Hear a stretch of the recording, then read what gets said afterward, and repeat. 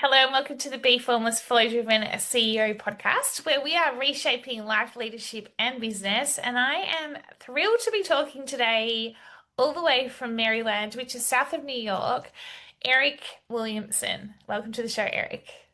Thanks so much, B. Great to be with you. Yeah, you too.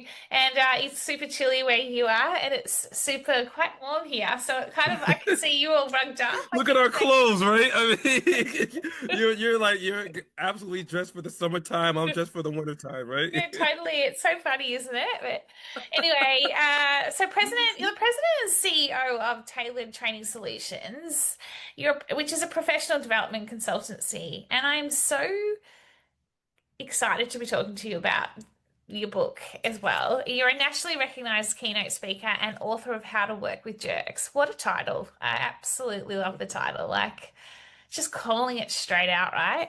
And it's about Right. getting stuff done with people you can't stand. We've all had those situations, but where you teach what you teach is pragmatic. That you have five-star traits, which is recognition, poise, perspective, drive, and rapport. And it's to reduce workplace friction and improve results. hmm You're also a dad. You just said to me you've got a little 7 and 9 year old, and it's a beautiful time with your children. So you got it all happening. Tell Yeah, there's a lot us going about it all. on. I'm sorry, what did you say? I was about to say, just off over to Oh, you. yeah. Tell us about everything. Yeah, there's a lot going on, just like you mentioned. I appreciate being here. When I wrote that book, How to Work with Jerks, I began writing it when my daughter was born, and then when I finished it, my son was born. So they're 2 years apart. So this was like it's like 2 years in the making, but it was a perfect bookend to no pun intended, to being able to write this book. So they've been part of that whole journey of me writing it and traveling and helping out various organizations, not just work with jerks, but build relationships and Mm, be able to achieve those goals without getting our own selves in the way. yeah, so true, right? So how did you like talk to me a little bit about the whole, I guess, story? It's a story, right? Did you experience working with Jack? Like, tell us a bit about the book first. But like, how did you? Yeah, what made you come like decide you wanted to write a book on how to work with jerks? Was it out of pure frustration, or were you seeing it in your consultancy practice, whereby you were going into organizations and you were just hearing people whinging about the jerk that they had to work with, and there was no way out of it? And were you like, enough? All right, I need to work out a solution for people because jerks are always there's always going to be a jerk in any really given situation, right? And that's you can either go head to head with them like this, or you can choose a different way. Right, right. Mm. Well, it's a culmination of things of what you said of how this book came about. I mean, it's really funny too because I really didn't realize it until someone pointed it out like several years back. I invited someone over for a cookout that I was having at my house, and they saw my book propped up, and they walked over to me and they said, "Wow, somebody must have really pissed you off to write this book, huh?" That's what I'm thinking. And it was just like, wow, this person really, really, they called me out on it. Like something must have driven you to do that. And my response to that is that it's a culmination of things. So I tell people that I used to be an expert jerk who turned jerk expert. Yeah, And right. so I had, when I first graduated from college, I thought I had it all. I graduated with honors. I got the very first job that I applied to. I was brimming with maybe way too much confidence. And I really thought that that workplace, that my school success would translate into work success. And I was completely shocked at the differences in the expectations of being in the work environment. And I had a lot of difficulty really getting along with anyone. I was short, I was abrasive, I thought I knew it all, I was arrogant, I didn't ask for help, and when I did, um, I was arrogant about it. And so as a result, my work suffered. I was this close to losing my job, only after a short while on the job because I had a stack of paperwork that was like almost as tall as me, and I wasn't getting anything done. Um, I would think I was aloof with to how my behavior was really impacting my ability Others. to build relationships with other Mm-hmm. people. Mm-hmm. Um, but it wasn't until I almost lost my job where I realized, or my boss made me realize just how bad things were for me, how people really did not enjoy my company. They didn't want to work with me. They didn't even want to help me because of my arrogance and how rude I was and abrasive I was. Um, and so once I started learning about just how that was, I was voluntold, meaning, my boss told me to take some form of training. They call it emotional intelligence. Yeah. So I took some emotional intelligence training, and that really brought about the awareness of my jerkish behavior. And it helped me be more mindful of my actions and how I treat people. However, once that happened, it made me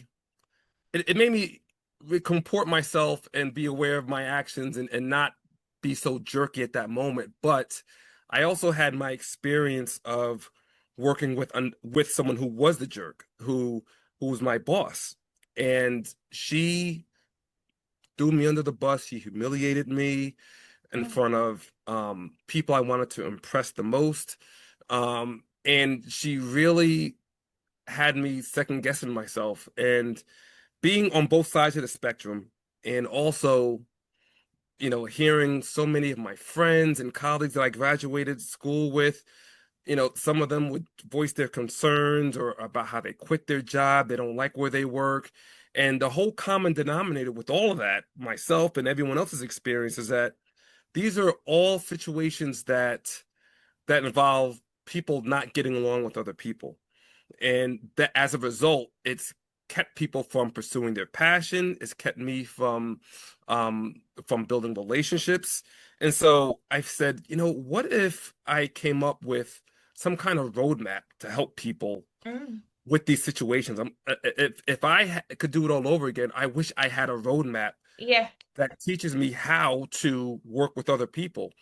And so that's really how it came about. It was 2 years in the making. I started it when my daughter was born, and I finished it when my son was born. But that is a roadmap for how to not only work with jerks, but build relationships, but most of all, manage conflict in the workplace. Wow.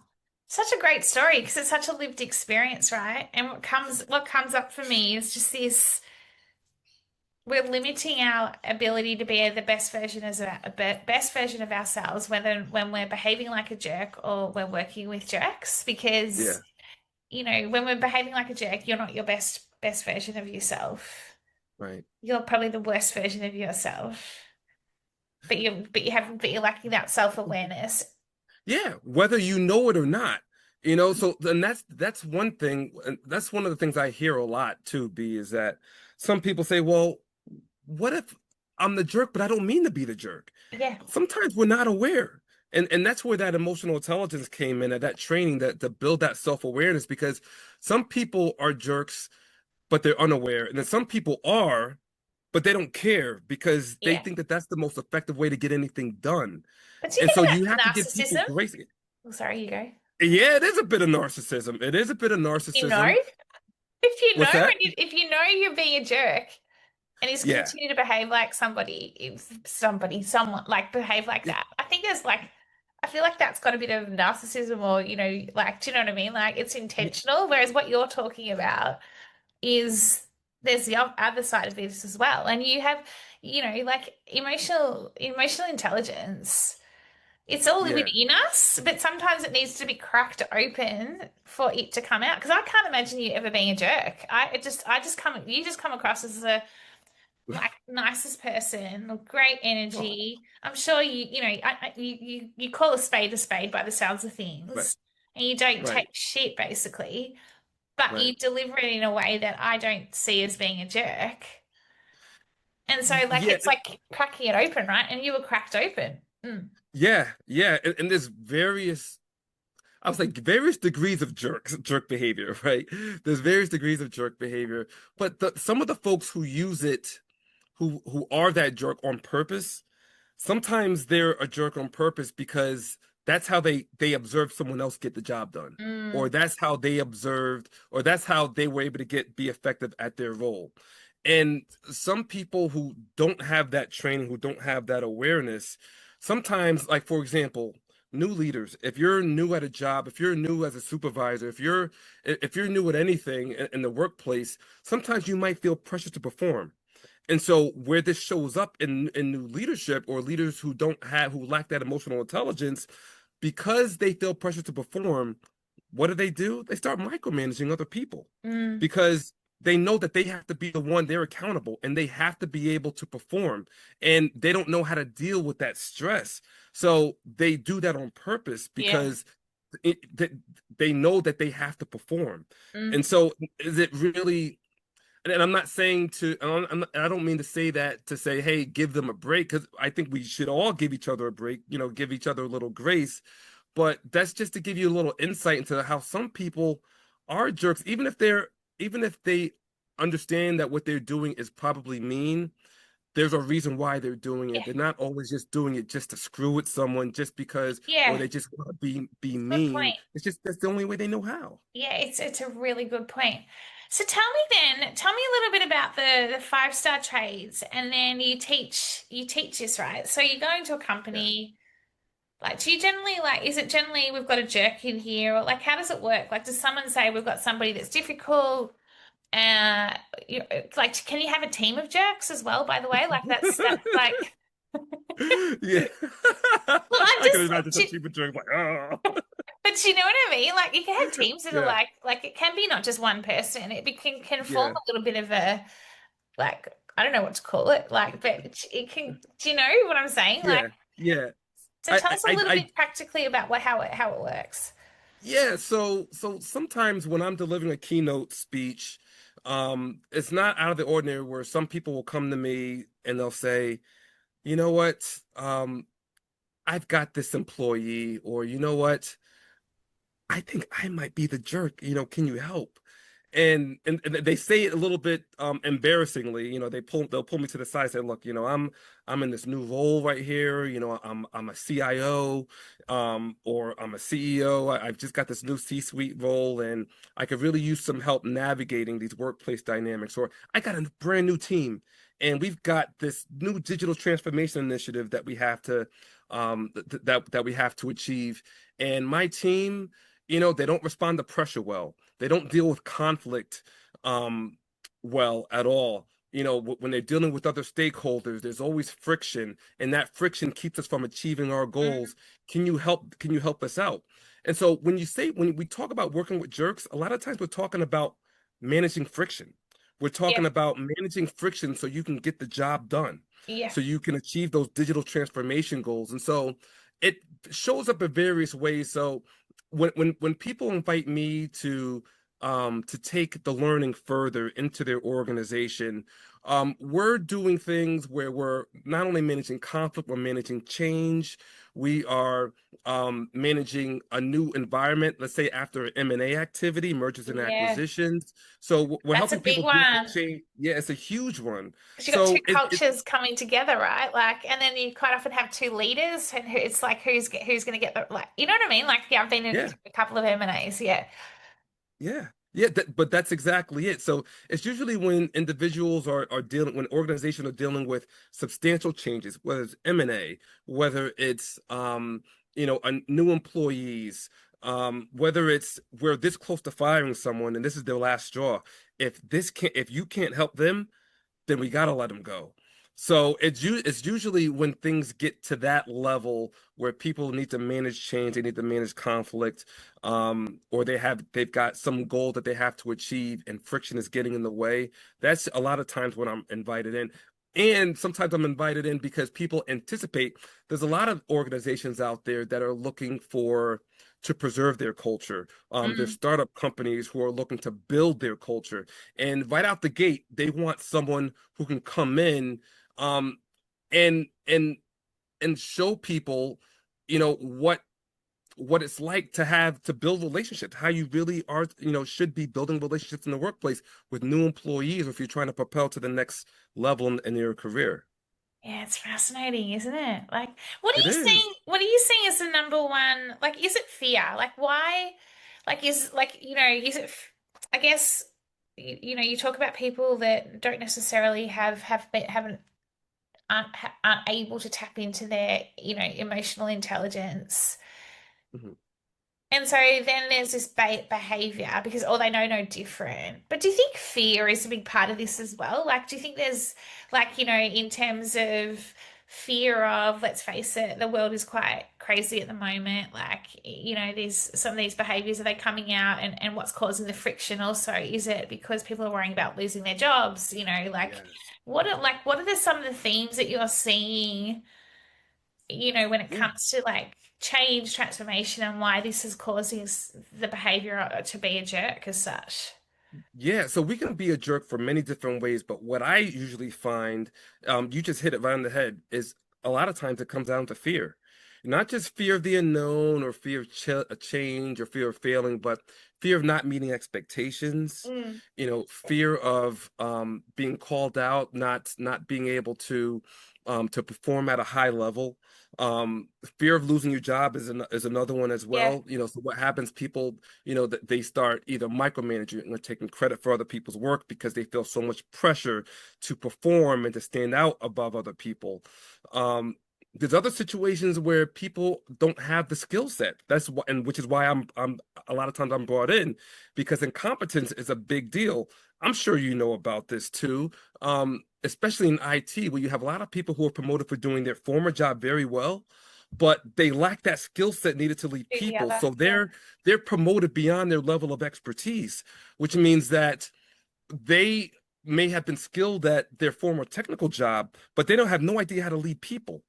And so that right there, that is a big deal. Incompetence is a big deal as well. When it comes down to people who are afraid, people who lack the competence. Those two are really big examples of why people can show up like jerks in the workplace. Yeah, it's fascinating, isn't it? Tell us a little bit about, the five-star traits. How did you come up with them? Because you talk around recognition, poise, perspective, drive, and rapport. Yeah, Tell us a little bit about that. And it's obviously to reduce the workplace friction and improve results. yeah. But are those traits based off you went through your own journey of behaving like a jerk, being a jerk, to then coming to the other side and realizing, oh, I don't want to be a jerk anymore. Like, and the emotional intelligence, the EQ kicks on in. Yeah, Yeah. so it came from a lot of my experience, but also a lot of the data and the interviews that I've had with other folks about what it really takes to build relationships with other people in the workplace. Mm. And one of the things that you mentioned, one of the five-star traits I'll just talk about briefly, which is recognition. And this is like a level of emotional self-awareness where you can read the room. You can I call it in my book, how you keep your head on a swivel, where you have to be in tune with other people's reactions to responses to different situations and how to adapt to that. Um, when people see each other, or when people respond to difficult situations and they just explode and lash out at other people, that person, they lack that emotional self-awareness. Mm. They aren't able to recognize that, hey, what you did, you just blew up at someone. They're gonna think twice Yeah. about coming to you again with bad news, or they're gonna either sugarcoat it, or they won't tell you straight up. And so you've lost trust, you've lost credibility, and this is essential for leaders. Mm. The recognition part is one of the is I talk about all the traits, but the recognition part is what a lot of business leaders, what I find is lacking, being able to have that emotional self-awareness about how their behavior, their actions impact other people and the bottom line at the same time, Mm. which keeps people from building those relationships and being honest and open with each other as Yeah. well. It's transparency, right? It's so true. Like I'm, Yeah. I'm reflecting, I'm listening to you and I'm thinking about, my behavior in the past and when I've been a jerk and when I haven't been a jerk. Because I think what we have, it's like, when you're operating in survival mode or when you're Hmm. thriving, sort of thing. Like, is there, like, I'm sure that we can all at times behave like jerks. Like, you might be, like you say, pissed off about something, right? Like something annoys you with your partner or in the business, and you're generally got lots of great IQ, like lots of IQ, like EQ, I should say. Like I feel like I'm super intuitive and emotionally intelligent, Hmm. but I know there's been times when I've just behaved like just like a jerk and realized afterwards. Does your Yep. training also like factor that in as well? Because it's like, you have this like it's reacting. It's a reactive response. Like you're just like Yeah. and then you just behave, you just do something or you know. That is one of the hardest parts about building relationships. When we allow our emotions to get the best of us during a Yeah. conflict situation or a stress situation, when we react on impulse. I call it the AAA method, which puts the guardrails up to keep us from having those types of responses. It's a three-step process, and it stands for assess, analyze, act. And this three-step process, it keeps you from saying the things that you might regret, making a bad situation worse. And I'll quickly go over it. The first step, when you're in the heat of the moment, when you're dealing with the conflict situation, that first step, you got to be able to assess the situation. What's your body telling you? So Mm, a lot of times when we're stressed out, when we're in a heated debate, when we are going back and forth with someone, our body tells us this. Like our heart could beat fast, our palms could get sweaty, we could furrow our eyebrow, we can clench our jaw. All these are indicators that your body's under stress, but sometimes we ignore it. But once you're in tune with that, that right there is a direct signal that, hey, wait a second, before I respond, let me first assess what my body's telling me and why. It could be various reasons, like you could be stuck in traffic. You could have a jerk that's gaslighting you or egging you on to say something that you might regret. But once you're able to assess and then analyze why, then and only then can you go into that third step, which is act, which really means take a step back, take a more measured approach, and respond thoughtfully. It's allowing you to have that space, that to yeah. really appreciate the power of the I pause was about to say, before you you know what? respond. Intuitively, I was like, I was going to ask you that. It's the power of the pause. Like we The need more of power that. of the pause. Yeah, it's so Yeah. I, important. you said it yourself. How many times have you said something? Have you ignored step one and two and going on right at step three and just acting and said the first thing that's on your mind? It's a strong possibility you made a bad situation worse because you didn't because we failed to assess the situation, analyze, and then act. Yeah, I wear my heart on my sleeve. I won't lie. Like I'm Hmm. one of those types, and I Hmm. think that I think it's interesting. Like just listening to all this and observing it as well. It's interesting, right? Because you got two like sides of the coin, if you like, when it comes to being a jerk. You got the jerk who has no EQ whatsoever or isn't aware of their EQ. But Right. then you've got the other side where you are completely aware of your EQ. Hmm. But the AAA, you react and you then become a jerk. And then the other situation I would love to quickly talk to you about is like when the two jerks go head to head. So like for example, just back to this AAA, right? In Right. terms of you might like I'll just say I've had a boss in the past Hmm. and he used to just like every time we just antagonized each other. He would antagonize me, he'd be a jerk. So my Hmm. response was not to do what you've just explained, but to instead just go be a jerk back. And then it would just go on back and forth, back and forth, back and forth. It was exhausting. I look back now and I'm like, what was that? And we get along like a house on fire. It was like this love-hate relationship. Yeah. But the behavior that we showed around the people on the team, at times when we were both just at each other, it was just embarrassing, really, when you think about it, because we were just being complete and utter Yeah. jerks. Like, do you see that as well? I do, and that is probably what leads to the most frustration from a lot of people. Not just frustration, burnout. That's Yeah. where a lot of times people just say, you know what, I can't deal with this anymore. And the reason why is because so many times people think, you know what, I can go toe to toe with this jerk. I can go head to head with this person. I can like this person getting the attitude towards me. They can treat me like this. Oh, well, watch this. I can do this. And so they believe that they can do another type of action or match their energy or match their behavior Mm, to get them to stop their jerkish behavior. But the thing is that people don't understand is that people are capable of changing. Everyone's capable of changing, but they don't. Not everyone changes. mm, A lot of times we're still stuck in our ways. And so what happens is when people try to get someone to they stand up to jerks in that manner, they try to go tit for tat, they end up getting burned out because they spend all this time and energy to get someone to stop their jerkish behavior. And instead of focusing on what they can control, because you can't control someone else, you no, can do your best, but it's up to that so person to true. change, is what I'm saying. You have to focus on what you can control, which is yourself and your response Yeah. to that jerk. And Mm, so if you're able to manage your response to the jerk, that takes care of you. And that's what you should be focused on. What happened to that other person? It's not out of the ordinary that when you manage your response, that person, they start to play ball. They start to say, okay, well, you know what? I think I need to calm things down. I've seen that happen. But the thing that you need to do is you need to control yourself in your response to those situations. Don't go toe to toe. Don't match, don't do that because that's what makes it a lot worse. And you seldom get a resolution out of it. yeah. And a couple of last questions for you, because I know you have got quite a big day. In terms of just like, do you ever go into, or when you do your keynote speaking, or you're working with different businesses, organizations, Hmm. can you, now that you're fully tapped into your emotional intelligence, like, can you sometimes pick out, like, for example, like we just talked about change and, there's resistance to change and some people just don't want to change and have no intentions of changing. Like, it's an act, like you have to actively, you know, be open to change, right? You have to be actively open to being the unknown, being open-minded, being curious.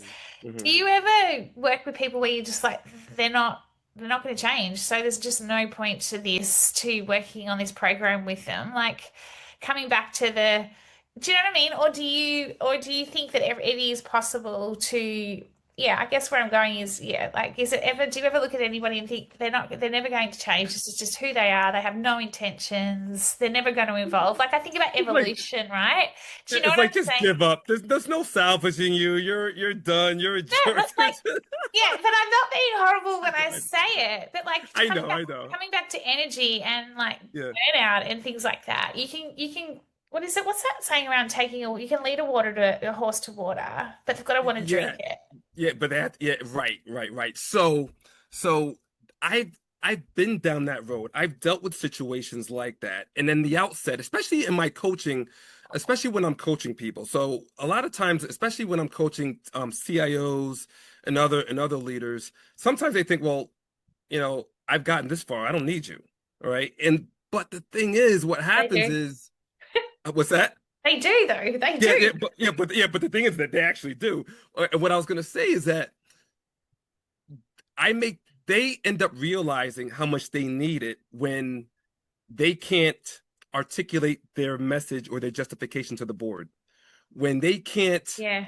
achieve those digital transformation goals because they can't get their team to resolve certain workplace friction and they're sick and tired of getting involved. They're like, wait a second, I need some help with this. I can't do it. So a lot of times it's the how do you say it? The output. It's whatever it is that they're trying to achieve. When they can't do it, when they're unable to accomplish it, when they're unable to accomplish those digital transformation initiatives, when they can't get additional funding or support from board members, and everything that they've tried everything that they know how to do, then they realize like, wow, I do really need to understand how to build relationships. I need to know how to manage this conflict. I need to help my team manage Yeah. this conflict because I clearly can't do it. So a lot of times it's the situation and the actions that kind of speak for itself.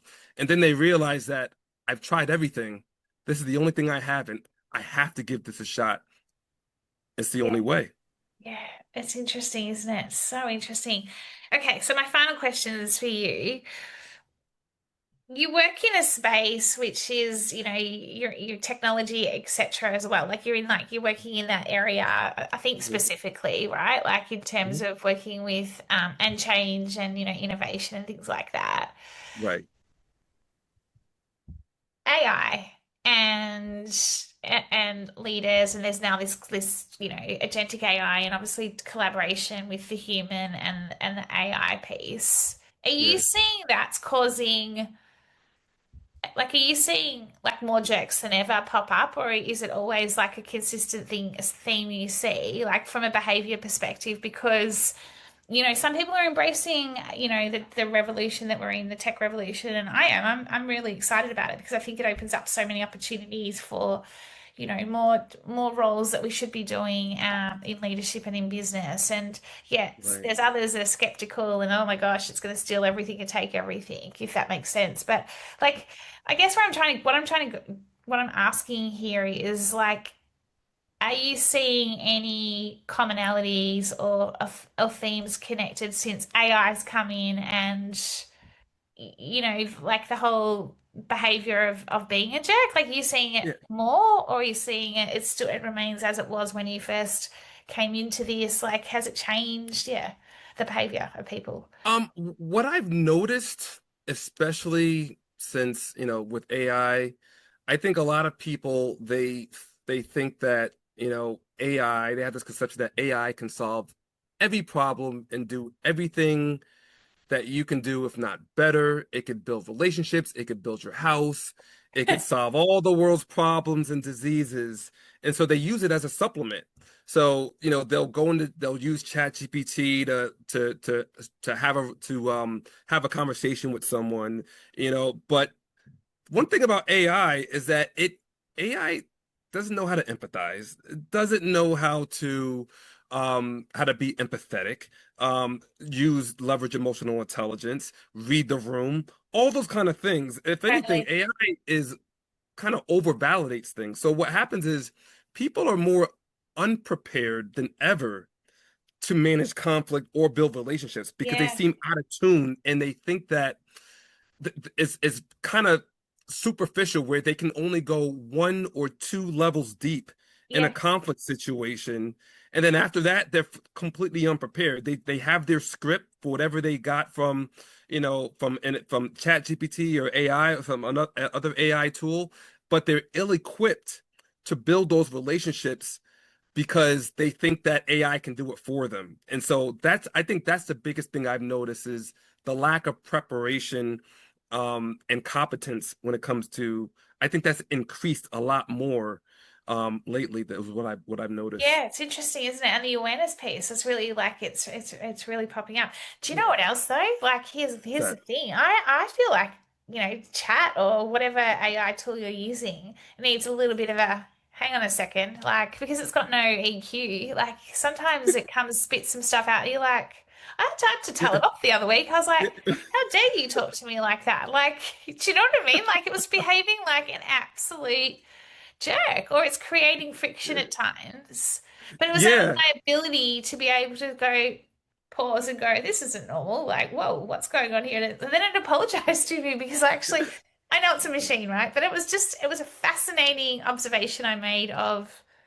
So if we're getting that sort of behavior from there, I think we're just going to be more and more like EQ. What you're talking about is more important than ever, and it comes back to this is a human solve here. It can only be solved amongst humans to resolve conflict, all of those things. And I guess for, a leader and a business to be able to, be able to shine their brightest and feel and perform at their best, because that's ultimately what we want at the end of the day. We want to just be able to do our work, do our jobs, get back to them what we're meant to be doing in life as well. And B, at the end of the day, I mean, decisions come down to people. And if you Totally. can't build relationships with people, if you don't know how to build relationships or manage conflict, it doesn't matter how well you're able to use AI or how smart you are, talented or gifted you are. If you can't build relationships with people, you're not going to be as effective as you should, and you're not going to be able to move the needle or your bottom No, line in your organization. So you totally. got to be able to do that. You got to I agree. build relationships. I agree. It's everything, right? It is. What's your pause practice? Like how do you practice when you feel like you're getting a little bit frustrated or whatever? Like what's your and then I'm not just talking about at work, like I'm talking about with the kids or whatever. Like do you have a moment like where you just Yes. Oh man. Yeah, uh, when I'm dealing with my own conflict situation, oftentimes I go to the AAA method. I need to take a love it? break. I need to step away and run that three-step process. When I'm with my kids, man, I wish I remembered the AAA all the time. And I wish I knew about doing it all the time because sometimes like when you're a parent, you're parenting, you're teaching, and but sometimes there's many different ways that you can articulate your message better. And like I told you, my kids are 7 and 9, so they're at that age where it's like, all right, they're getting self-sufficient. They're making their own decisions. There's a lot more grace and a lot more respect and a lot more understanding that's needed to understand their own point of view and let them be them. So I have to be a lot more patient when I'm dealing with my kids. And I know that's easier said than done. And that's probably something that a lot of people, say, oh, well, yeah, duh, you got to be patient. But sometimes, I mean, you're conflicted with trying to do things, trying to get things done how you want them to do, Yeah, how you want it done, versus letting them do it in the way that they know how to do it, that they're good at doing it that particular way. It's almost like leadership, where you don't need totally. to. You got to stop from micromanaging, empower them to get the job done. And so, when it comes to my kids, I have to be a little bit more mindful of doing that, I Yeah, think. it's very cool. I feel like that's your next book. There's like a book around life and jerks and living like, you know what I mean? Like, yeah, Yeah. there's multiple like, yeah, it's incredible. Like, well, congratulations. I love everything that you're doing, Eric. What would be one? This is my final question. I'm going to ask you how we find out more about how do we purchase your book, etc. But what would be one? I mean, you've given so much advice. Do you have anything else you would like to share in terms of from a like a tip or, for anybody who's either behaving like a jerk or dealing with a jerk. Is there anything else you want to share to the audience? Yeah, I think I would just reiterate that oftentimes it doesn't matter how smart, talented, and gifted you are. It doesn't matter what role you serve or title you carry, because success is not based on the work that you do, it's based on the relationships that you build. Mm. And so if you focus on building relationships with people, no matter where we are these days with AI or workplace dynamics, as long as you're able to build relationships with people, I think that is going to set you up for success no matter where you are. And so I would just encourage people to focus on building those relationships with people. And you can build relationships with people even if you don't really like them too much. You can build collaborative workplace relationships with them. And so I would encourage people to try to focus on building those relationships with people and note that even if you are in a conflict situation, the one thing that you can control is your response to the situation. So if you focus on your response and how you respond, that'll take care of everything else. Yeah, it's a big one for 2026, if you ask me, focusing on your Yeah, response and the power of the pause. I think it's so important, and I think more than ever, because it enables us to then be present, more present, and not be like, "Ah," and then just like, right, how I've done right, in the right. past. But Eric, thank you so much.